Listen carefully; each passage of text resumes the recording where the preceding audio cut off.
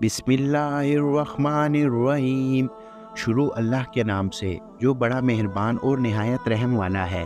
تو دوستو، آج جو واقعہ ہم آپ کے گوش گزار کرنے لگے ہیں وہ ہے ابلیس کا پوتا کا واقعہ۔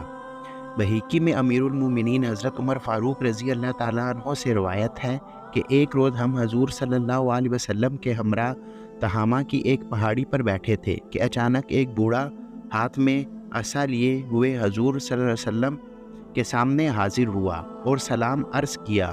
حضور نے جواب دیا اور فرمایا کہ اس کی آواز جنوں کی سی ہے۔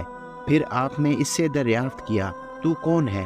اس نے عرض کیا، حضور میں جن ہوں، میرا نام حامہ ہے، بیٹا ہیم کا، اور ہیم بیٹا لاکیس کا، اور لاکیس بیٹا ابلیس کا ہے۔ حضور صلی اللہ علیہ وسلم نے فرمایا، تو گویا تیرے اور ابلیس کے درمیان صرف 2 پشتوں کا فرق ہے، یعنی تو اس سے 2 پشت چھوٹا ہے۔ پھر فرمایا، اچھا یہ بتاؤ تمہاری عمر کتنی ہے؟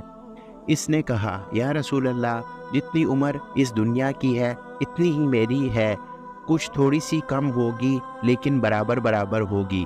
حضور، جن دنوں قابیل نے حابیل کو قتل کیا تھا اور ناحق قتل کیا تھا، اس وقت میں کئی برس کا چھوٹا بچہ ہی تھا، مگر بات سمجھتا تھا، پہاڑوں میں دوڑتا پھرتا تھا اور لوگوں کا کھانا و غلہ چوری بھی کیا کرتا تھا اور لوگوں کے دلوں میں وسوسے بھی ڈال لیتا تھا، پھر اپنے خویش و اقربا سے بدسلوکی کرے، یعنی ہر وہ برا کام میں کر لیتا تھا جس سے دنیا میں فساد پھیلتا تھا اور لوگ ایک دوسرے سے بدسلوکی کرتے تھے۔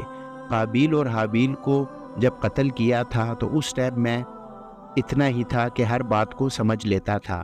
حضور صلی اللہ علیہ وسلم نے پھر فرمایا، تب تو تم بہت برے ہو۔ اس نے عرض کی، حضور مجھے ملامت نہ فرمائیے، اس لیے کہ اب میں حضور کی خدمت میں توبہ کرنے حاضر ہوا ہوں۔ یا رسول اللہ، میں نے حضرت نوح علیہ السلام سے ملاقات کی ہے اور 1 سال تک ان کے ساتھ ان کی مسجد میں رہا ہوں، اس سے پہلے کہ ان کی بارگاہ میں بھی توبہ کر چکا ہوں۔ حضور ہود، حضرت یعقوب، حضرت یوسف علیہ السلام کی صحبتوں میں بھی رہ چکا ہوں، ان سے تورات سیکھی اور ان کا سلام حضرت عیسیٰ علیہ السلام کو پہنچایا تھا۔ اور اے نبیوں کے سردار، خاتم النبیین، حضرت عیسیٰ علیہ السلام نے فرمایا تھا کہ اگر تو محمد رسول اللہ صلی اللہ علیہ وسلم سے ملاقات کرے تو میرا ان کو سلام پہنچانا۔ سو حضور، اب میں اس امانت سے سبکدوش ہونے کو حاضر ہوا ہوں، اور یہ بھی آرزو ہے کہ آپ اپنی زبان حق ترجمان سے مجھے کچھ کلام اللہ تعلیم فرمائے۔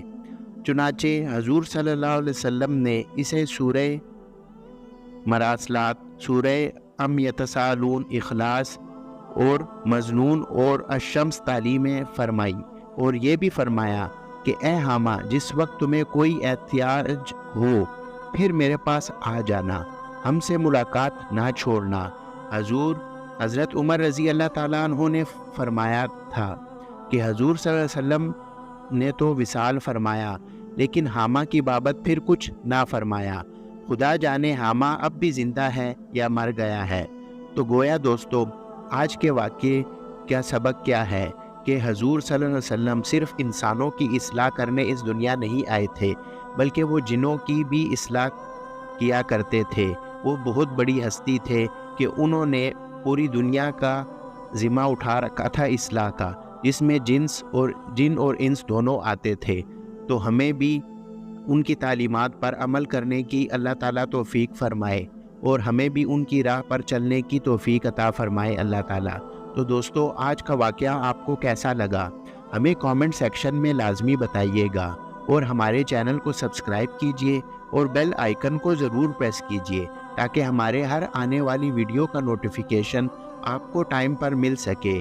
آپ ہماری ویڈیو کو دوسروں کے ساتھ بھی شیئر کیجئے تاکہ دوسرے لوگ بھی ہمارے ان ویڈیو سے مستفید ہو سکیں اور آپ کو بھی مستفید ہونے کا موقع ملے۔